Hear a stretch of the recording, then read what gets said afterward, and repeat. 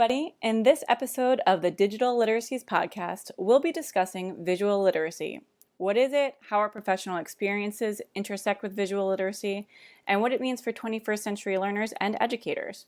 I'm Catherine, an art museum educator, and today I'm with Dana and Adriana. I'm Adriana, and I am an ENL teacher. For those of you who don't know, ENL stands for English as a New Language, and I use imagery and images all the time to make content comprehensible for my students. Hi, I'm Dana. I am an art teacher for elementary schoolers, and I obviously use a lot of images in the classroom. I show my students plenty of artwork, so this is definitely an important topic for my field. So for class, we've all read kind of several different readings about visual literacy and trying to come to an understanding of what it is. So I think I'm interested in hearing on whatever readings you read, because we've all read similar and different ones. What does it mean to be visually literate? What does visual literacy mean? I think there was a quote in Cordell, that article, that doesn't quite define it, but I think it really explains it perfectly. And it was on page 4. It says, visual literacy infuses all aspects of learning and is an integral part of every curricular area.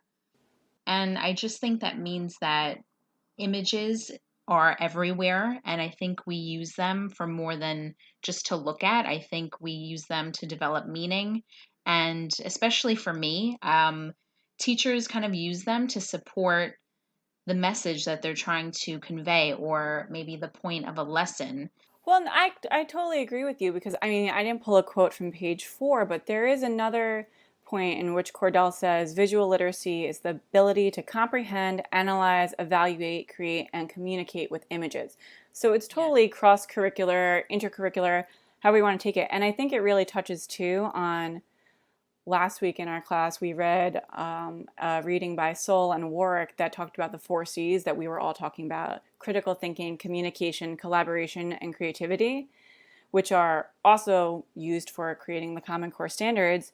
And I think that's completely what looking at visuals does. And for the sake of this podcast, I do want to say whenever I'm referring to visuals, I'm immediately thinking of 2- and 3-dimensional artwork in a museum, but I realize that there's a much broader scope of what visual literacy means. Yeah, I completely agree. Another quote that I liked from Cordell was, "Print isn't something the human brain was built for." And I think that's just is a good quote that goes off of what we're saying, how important those visual images are, especially for learning and creating those skills.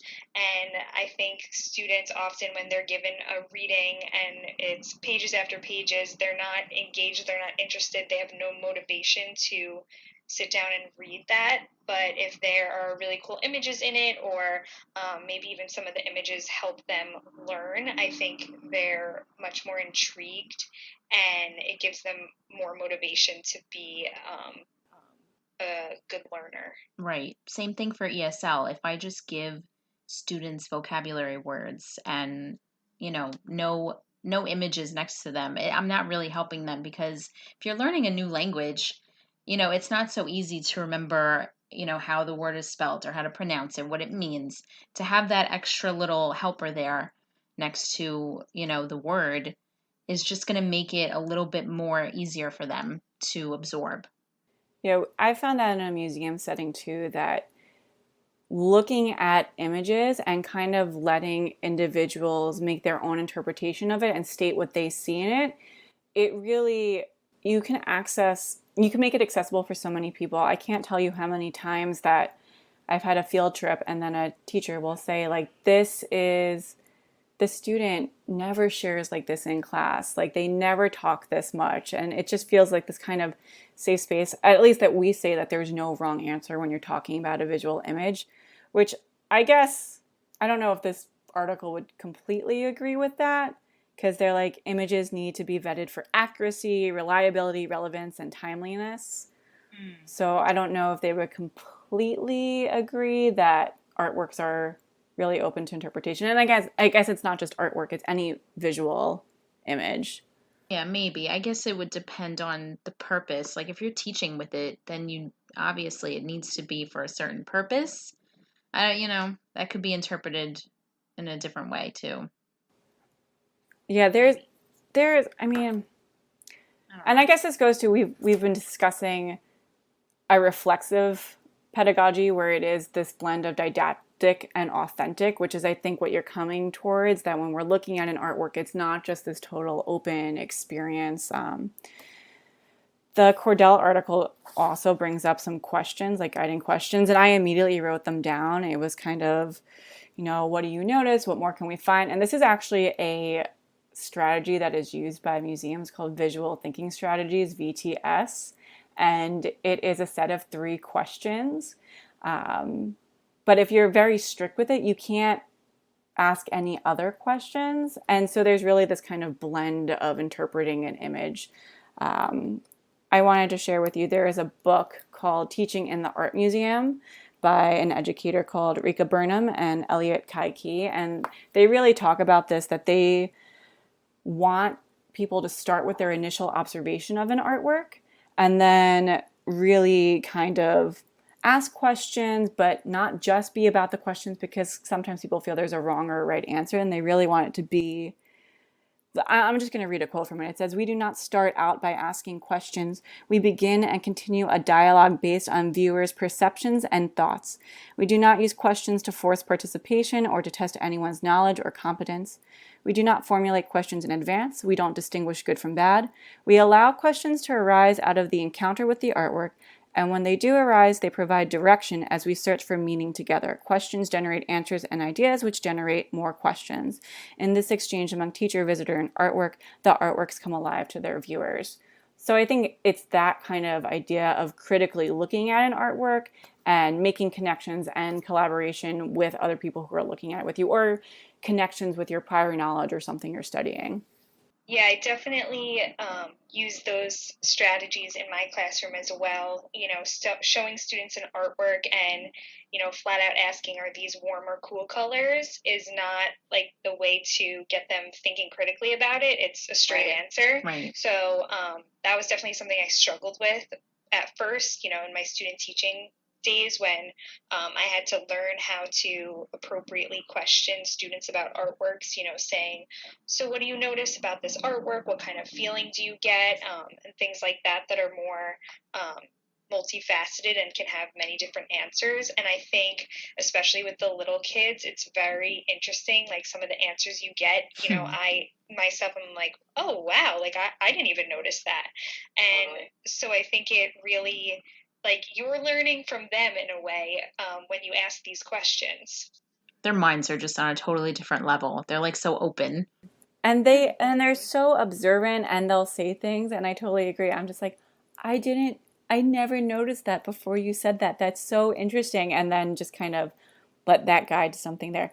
So I want to go back to this idea of when we were defining what visual literacy is and how it connects with critical thinking skills and 21st century learning skills, these 4 C's that are incorporated into standards. And, we're saying this and saying the importance of visual literacy in the world of our students today, but why isn't there more of a focus on art in schools? If it teaches you these 4 C's, which are then for 21st century learners that can be applied elsewhere and cross-disciplinary, why isn't art seen as something that's necessarily integral? And maybe there's no answer for this right now, and maybe this is a topic for another podcast episode, but that's something I was thinking about. If it provides a point of access and helps all of these other skills grow when done in a way that promotes critical thinking and questioning and kind of analyzing a work, why isn't this incorporated more? It's true, because if you think about it, we look at art all the time in some way, shape, or form on social media. A picture that someone takes, it's in a sense art, and it gets posted. So it's true. I don't know why, but I wish art would become part of our education more. Definitely. I think that I totally agree. Everything is art these days. I think even companies, like big businesses, they want that creative mind to step into their business area and come up with these creative ideas. So it does make sense to have it in the classroom, but oftentimes I guess those special areas are the first to go, I guess, with budget cuts and stuff. But you're totally right. I think analyzing images and just building those creative skills in the classroom are super important. Another thing that I had written down in the Cordell reading was about actually posting images like you were talking about. And there was this paragraph about students need to work thoughtfully with images, but posting pictures and seeing them isn't enough.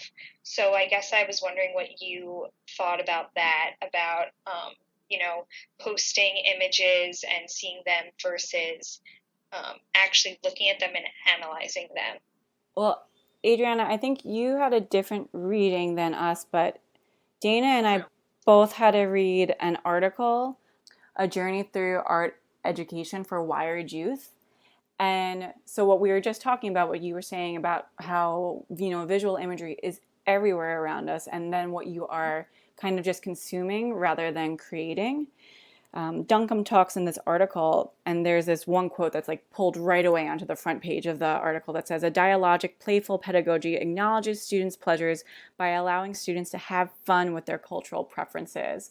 So it's basically saying, when we're teaching art, we can't just focus on art history, and we can't even just focus on contemporary artists who are creating now. They're like, if they are surrounded by this visual imagery all the time, if it's, a TikTok dance or a meme that they've seen or YouTube tutorial, why aren't we using that in art education? Why aren't we studying that? And it talks about, it asks, how can teachers help overcome limitations? So if this is the visual culture that they're seeing, why aren't we incorporating it and helping them to kind of finesse those skills? Like if they're interested in filming a YouTube video, why aren't we teaching editing and making graphics that go into those videos? So I thought that was really interesting. What you're saying, Cordell kind of brought up too, but he calls it like critical consumers. The whole quote is that whether learners express a personal preference for visual, auditory, kinesthetic experiences, they need to be critical consumers of data presented visually in our modern multimedia culture. So, it just goes back to the point, why? Why aren't we doing it then?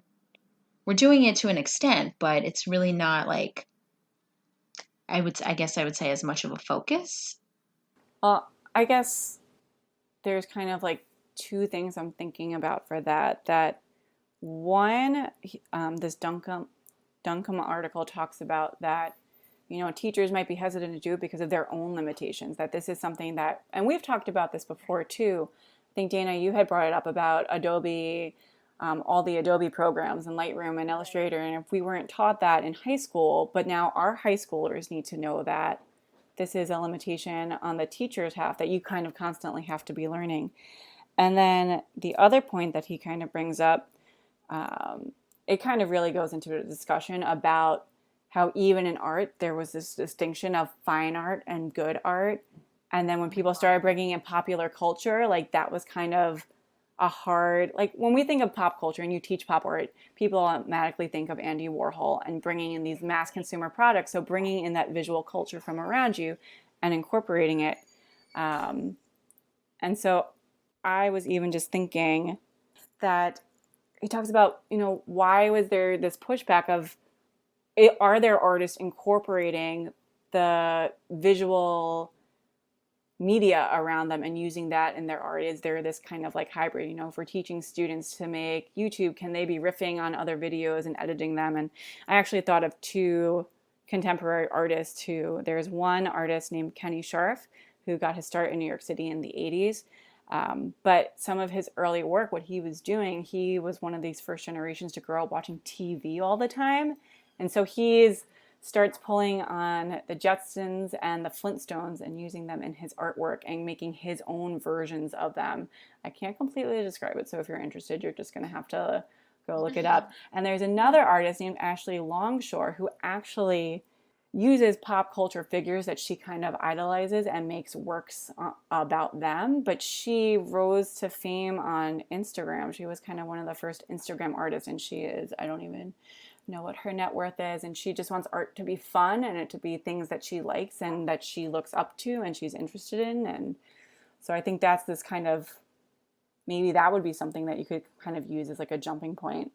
Right. I often have these conversations with my students about like original works of art and what it means to be original. And we have spoken about like Andy Warhol and his pop art. And, I have had like my fifth grade students kind of turn and talk and discuss what it means to be original and if he copied them, if he should be allowed to copy them.